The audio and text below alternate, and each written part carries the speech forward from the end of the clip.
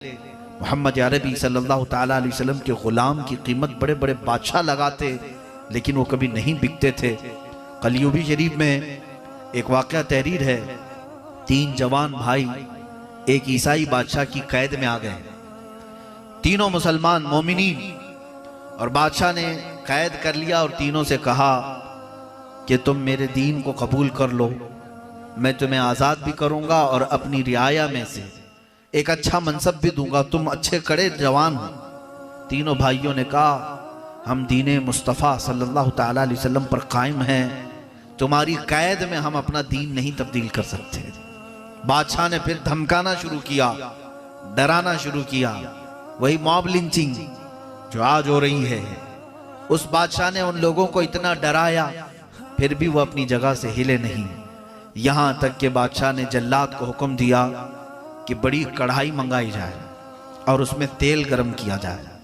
تیل جب گرم ہوا کھولنے لگا تو بادشاہ نے حکم دیا کہ ان تینوں بھائیوں میں سے جو بڑا بھائی ہے اسے اٹھاؤ اور تیل میں ڈال دو۔ وہ تینوں وہیں کھڑے تھے، بادشاہ کا دربار لگا ہوا ہے، بڑے بھائی کو اٹھایا اور گرم کھولتے ہوئے تیل میں ڈال دیا۔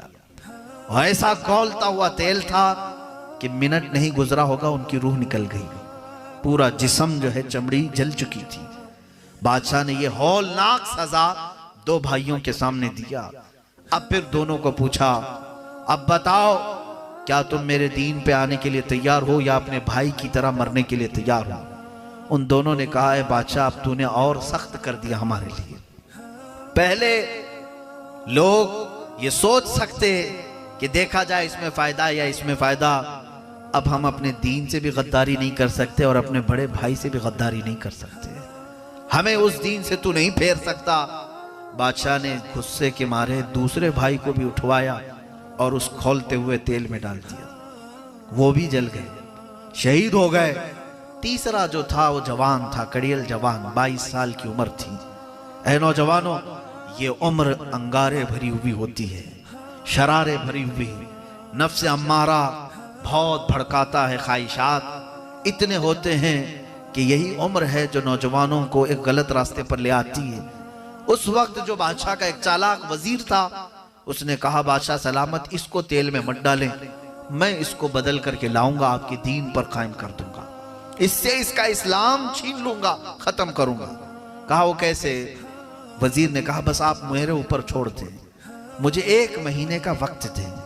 بادشاہ نے مہلت دے دی 1 مہینے کا وقت، اور اس چھوٹے نوجوان کو جو میرے آقا صلی اللہ تعالیٰ علیہ وسلم کا سچا غلام ہے ان کی سیرت میں سنا رہا ہوں اے نوجوانوں، اس وزیر کے حوالے کیا۔ اب دیکھیں دنیا کبھی موب لنچنگ کرتی ہے، مارتی ہے، ڈراتی ہے، اس سے بھی نہیں ڈرتے تو دوسرا حربہ کیا اپناتے ہیں یہ جانتے ہیں؟ اس وزیر نے اپنے گھر میں اسے لے جا کر کے قید کیا۔ اس کی ایک خوبصورت جوان بیٹی تھی، بڑی خوبصورت، اس نوجوان کے پیچھے اسے لگا دیا اور اپنی بیٹی سے کہا تو اپنے حسن و جمال سے اسے اپنی طرف مائل کر لے، دنیا کی جو قیمت چاہتی ہے میں تجھے دے دوں گا، اس نوجوان کو اپنی محبت میں گرفتار کر، بس تیرا کام یہ ہے۔ یہ دنیا آج بھی کرتی ہے، آج بھی ہمارے بچوں کو جب تلوار سے، لاٹھی سے، ڈنڈوں سے، بندوق سے مار کے ڈرایا جاتا ہے، اگر اس سے یہ نہیں ڈرتے تو دوسرا ان کے ایمان خریدنے کا جو راستہ ہے وہ حسن و جمال ہے، مال و کباب ہے، یہی ہے، اس راستے سے بہت ساروں کو خریدا جاتا ہے۔ اس نوجوان کے پیچھے وزیر نے اپنی جوان بیٹی کو لگایا، اور وہ بھی ایسی حسین دوشیزہ کہ اس کے نکاح کے پیغام بڑے بڑے بادشاہوں کے شہزادوں سے آتے تھے، لیکن اس نے ایک کام پر لگا دیا، وہ لڑکی روزانہ رات کے وقت آتی اس نوجوان سے بات چیت کرنے کے لیے، لیکن وہ نوجوان کیسا تھا، جیسے ہی وہ لڑکی آتی وہ مصلی بچھا کر بیٹھ جاتا، اس کی طرف دیکھتا نہیں، سونا بھی چھوڑ دیتا، یہاں تک کہ دن گزرتے گئے، وہ رات بھر بیٹھتی تھی بات کرنے کے انتظار میں، یہ بات تک نہیں کرتا، سر اٹھاتا نہیں تھا۔ مہینہ گزرنے کو آیا، اس خاتون نے کہا اے نوجوان ایک بار میرے حسن و جمال کو دیکھ تو لے، دنیا میرے حسن کو دیکھنے کے لیے بےتاب رہتی ہے، بے قرار رہتی ہے، بڑے بڑے شہزادوں سے میرے لیے نکاح کے پیغامات آئے، مہینہ گزرنے کو آیا تو نے ایک آنکھ اٹھا کر نہیں دیکھا مجھے۔ اس خاتون نے جب یہ جملے کہے تو وہ جوان آنکھ اٹھائے بغیر کہتا ہے اے خاتون تو جس کام کے لیے آئی ہے واپس چلی جا، اس لیے کہ تیرا حسن ان آنکھوں کو دھوکہ نہیں دے سکتا جن آنکھوں میں پہلے سے جمال مصطفیٰ بسا ہوا ہو۔ جو نبی کونین صلی اللہ تعالیٰ علیہ وسلم کے جمال کے لیے اپنی آنکھیں محفوظ رکھا ہے اسے دنیا کا حسن خرید نہیں سکے گا۔ تو اپنے مقصد میں کامیاب نہیں ہوگی، واپس چلی جا۔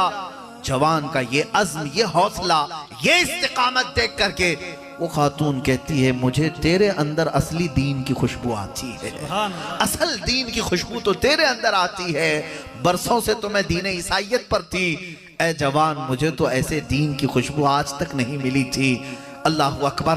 اسی وقت وہ خاتون کہتی ہے مجھے تو اپنے اس پیارے دین میں داخل کر لے جس کا دین اس کی آنکھوں کو ایسی محفوظ رکھتا ہے، حسن و جمال کا پیکر اس کے سامنے ہو لیکن آنکھوں پر خوف خدا کا پہرا لگا ہوا ہو، جمال مصطفیٰ کی رعنائیاں بسیفی ہو۔ عزیزان گرامی، اسی رات کو وہ اسلام قبول کرتی ہے، وہ نوجوان لڑکی، اور اس کو قید سے آزاد کراتی ہے اور راتوں رات لے کر کے اس کے ساتھ شہر سے نکلتی ہے۔ اس جوان کو کہتی ہے اب میں خود اپنے باپ کے گھر نہیں رہوں گی، دنیا نے دیکھا ہے، اسی لیے میں نے اپنی تقریر کے شروع میں ہی یہ جملہ کہا اے مسلمانوں اپنے آپ کو اتنا قیمتی بناؤ کہ دنیا تمہاری کیا تمہاری جوتیوں کی بھی قیمت لگا نہ سکے، تمہیں خریدنے کی بات بہت دور کی ہے، تمہارے نوکے قدم کو بھی خرید نہ سکے، اور جو خریدنے آئے وہ تمہارے ہاتھوں بک جائے۔ ایسے غلام رسول بنو جو زندگی کا اصل مقصد ہے۔ اس خاتون نے اس نوجوان کو قید سے آزاد کرا، راتوں رات یہ نکلے، راتوں رات نکلے، شہر سے باہر تھے، ابھی سرحد ختم ہو رہا تھا، سرحدیں ختم ہو رہی تھیں شہر کی۔ اچانک گھوڑوں کے ٹاپ کی آواز آئی جیسے کہ کوئی فوج آ رہی ہے۔ یہ دونوں سہم گئے، ڈر گئے، ایک درخت کی اوٹ میں چھپ گئے۔ انہیں لگا کہ شاید وزیر کو یا بادشاہ کو اطلاع ہو گئی کہ یہ نوجوان وزیر کی بیٹی کو بھگا کر لے جا رہا ہے اور یہ دونوں بھاگ چکے ہیں، شاید بادشاہ کی فوج پکڑنے کے لیے پیچھے سے نکل گئی ہے۔ گھوڑوں کے ٹاپ کی آواز تیز ہوتی رہی، یہ دونوں خوف سے تھوڑا سا تھر تھرائے، درخت کے پیچھے چھپے رہے۔ نوجوان نے اس لڑکی سے کہا اے اسلام میں آنے والی خاتون، اب خوف کس بات کا کہ اب موت بھی آئے گی تو اسلام پہ آئے گی، تو بھی اسلام پر ہے میں بھی اسلام پر ہوں، ڈر مت، خوف نہ کر۔ وہ گھوڑوں کے ٹاپوں کی آواز قریب سے قریب آئی، جب وہ گھوڑے رک گئے اچانک اس نوجوان کا نام لے کر کے کسی نے پکارا اے فلاں بن فلاں، درخت کی اوٹ سے باہر آ جا۔ یہ نوجوان باہر آیا تو دیکھتا ہے وہ بادشاہ کی فوج نہیں، اس کے دونوں مرحوم بھائی گھوڑے پر سوار تھے، سبحان اللہ، جو تیل میں کھولتے ہوئے بادشاہ نے انہیں شہید کیا تھا، وہ دونوں گھوڑے پر سوار آئے ہوئے تھے۔ یہ نوجوان دیکھتے ہی کانپنے لگا اور کہا کیا میری آنکھیں حقیقت دیکھ رہی ہیں؟ ان نوجوانوں نے کہا بالکل حقیقت دیکھ رہی ہیں، کیا تو نے اللہ کا فرمان نہیں سنا جو اللہ کی راہ میں مارے جائیں انہیں مردہ نہ کہو، اللہ کی راہ میں مارے جانے والے زندہ ہیں۔ اے میرے ننھے بھائی، ہم دونوں شہید ہوئے اور یہ جو فوج تو دیکھ رہا ہے یہ کوئی عام لوگ نہیں، یہ بدر کے احد کے شہید صحابہ کی جماعت ہے، یہ شہید صحابہ کی جماعت ہے۔ یہ بچہ، یہ جو نوجوان تھا 22 سال کا، وہ پوچھنے لگا رات کے وقت اس شہر کی سرحد سے ہم نکلنے والے ہیں، آپ کا آنا کیسے ہوا؟ اور شہیدوں سے بات چیت چل رہی ہے۔ ان نوجوانوں نے کہا اللہ کے نبی صلی اللہ تعالیٰ علیہ وسلم کی طرف سے ہم آئے کہ تم دونوں اجنبی مرد اور عورت سفر پر اکیلے نکلے ہیں تاکہ تمہارے نکاح کی رسم پوری کر دی جائے۔ اور ان کی نکاح کی تقریب مکمل ہوئی تو اس نوجوان نے ایک سوال کیا، وہ سوال میری زندگی کا خلاصہ ہے، آپ کے لیے میری تقریر کا بھی خلاصہ ہے۔ اس نوجوان نے پوچھا اے میرے بڑے بھائی جان، جس وقت کھولتے ہوئے تیل میں وہ ظالم بادشاہ تمہیں ڈلوا رہا تھا، جلاد پھینک رہا تھا، میری روح تھر تھرا رہی تھی۔ جب گرم کھولتے ہوئے تیل میں آپ کو ڈالا گیا، درد کیسا ہوا ہوگا، تکلیف کیسی ہوئی ہوگی۔ وہ دونوں بھائیوں نے مسکرا کر کے کہا اے ننھے درد کس بات کا، تکلیف کس بات کی، ہمیں تو پتہ ہی نہیں چلا کب روح نکلی، کب موت آئی۔ پوچھا وہ کیسے؟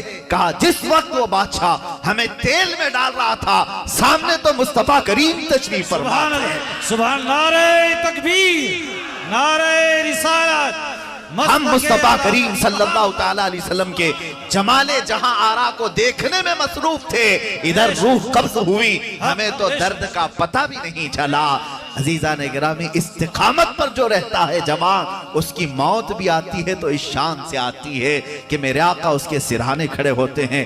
مرنا ہے ہمیں بھی اور آپ کو بھی، طے کر لو آج کیسے مرو گے، اپنے بستر پر ایڑیاں رگڑ رگڑ کر کے لوگوں کو پکار پکار کر کے مرو گے، یا پھر دین مصطفیٰ پر استقامت کے ساتھ ایسے ہماری روح نکلے کہ ادھر ملک الموت ہو اور ادھر میرے آقا تشریف فرما۔ زندگی کا خلاصہ یہ ہے جوانوں، جینے کا مقصد تو یہ ہونا چاہیے۔ میں ہر اس چیز کو اپنی زندگی سے الگ